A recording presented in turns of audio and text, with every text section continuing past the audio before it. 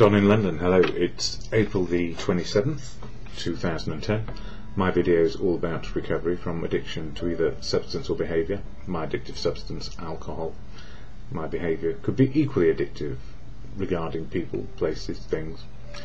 In other words, addicted to work, relationships, and collecting, materialism, and trying to fix myself or fix life around me, trying to control it and control my environment. And to a certain extent we can, but somewhere in there, something in me wanted to fix the way I felt all along, because I wasn't sure about life, and something made me fearful. And there were events in my life which lended my development to being fearful, and I think this happens to quite a lot of people, and some of us are quite sensitive to what is going on around us. We think and feel deeply, and we don't actually understand that thinking and feeling deeply is part of the learning process.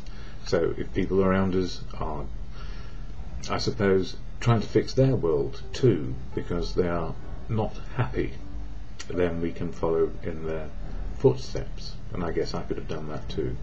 So nature and nurture play a part in trying to fix myself, and these days I try not to fix myself on a daily basis. That is, simply make good choices based on reality. So what's it all about? Recovery. How to be sober, face reality, face the truth of now. And how did I do it? Well, the simple answer is I did not do it on my own. I needed help, and it took me a long while to understand that I couldn't have the world my way. I couldn't make work work, I couldn't make relationships work, I couldn't keep on collecting and wonder why I still felt unhappy. So I drank, and I drank to oblivion, and eventually it got me into 24/7 drinking. And then, I don't know how many times, I caused strife, worry, fear from those who loved me, and I didn't know how to stop. So somehow moments of clarity came, and the final moment of clarity it could not get any worse. It just couldn't get any worse. So if I got help, maybe there was a way forward. And it took an awful long time to understand that we can't fix ourselves in a day, but we can live one day sober, so we gradually come back to some place which is normal for ourselves. Doesn't mean we're going to be normal in the eyes of everyone, because we will be judged, same as everybody else in some way or other.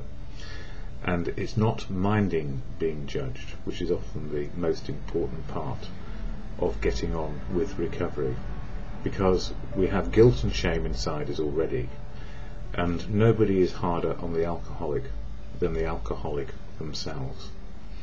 So if we have guilt and shame in abundance and we can't get over it, what do? We're likely to go backwards rather than forwards. So dealing with addiction is indeed a daily part of living, to understand where we are now, how we feel, and what is possible and what is not possible. And we can't turn the clock back, so we need to look at where we've come from. And in the fellowship of AA, Alcoholics Anonymous, I've learned from others experience, strength and hope, and how to do this. And it wasn't an overnight conversion, and anybody who is a drinker is repulsed by the idea of sobriety, because we want it back the way it was. We want those feelings back of being happy to extremes, or sad to extremes, because that's part of the addiction to self-harm, where nothing is in balance. So one day at a time we start to gradually understand where we are coming from, and that today is the day that matters, where we can make good choices about what we can do and what we cannot do. So AA, the Fellowship Alcoholics Anonymous, the people in it, and the 12 steps of action to change my attitude and behaviour on a daily basis have helped me understand how to live one day at a time. Simple as that. Simply living in the day doesn't mean there aren't any forward plans. It means today is a part of the rest of my life. In fact, it's the only one which counts, indeed, because it's what I do today which will help shape my future. So sober comes first, it has to, so that I can love people, be loved back, and useful. And whatever we are useful doing is what we determine one day at a time. So we do get the idea of a future. At the same time, we keep our feet firmly planted in the here and now. So having said that, what's important, one of the things which I was reading about today is all about faith. And faith in good conscience, faith in being able to cope with today, faith with being ourselves. We don't need to know who we are, because we've probably lost our identity along the way, but faith that we will know more about ourselves by the end of the day and have some gratitude for that is a way forward.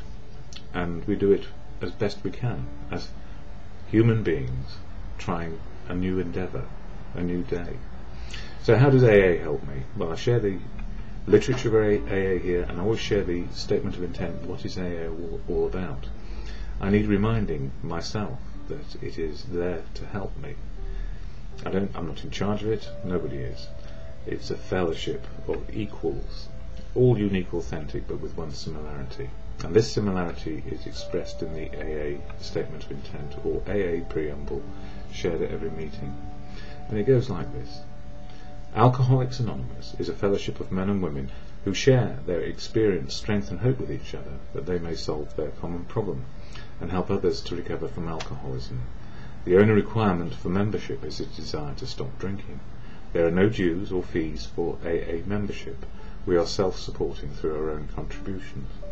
AA is not allied with any sect, denomination, politics, organisation or institution, does not wish to engage in any controversy, neither endorses nor opposes any causes. Our primary purpose is to stay sober and help other alcoholics to achieve sobriety. And how do we do that? By being in a fellowship. It's not the only way, but it works for me, and I like to be a part of and not in charge of anything these days. So Daily Reflections, this book, helps me with the 12 steps, one step a month, and April is all about step 4, the fearless moral inventory.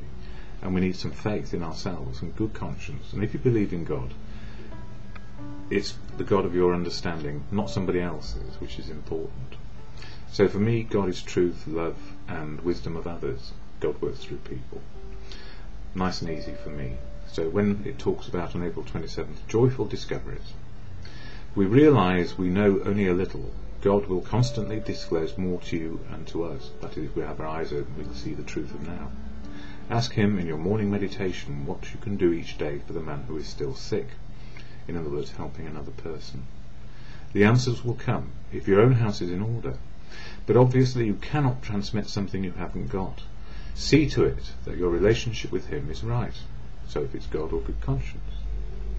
And great events will come to pass for you and countless others. This is the great fact for us. And he goes on to say, sobriety is a journey of joyful discovery. Each day brings new experience, awareness, greater hope, deeper faith, broader tolerance. I must maintain these attributes or I will have nothing to pass on.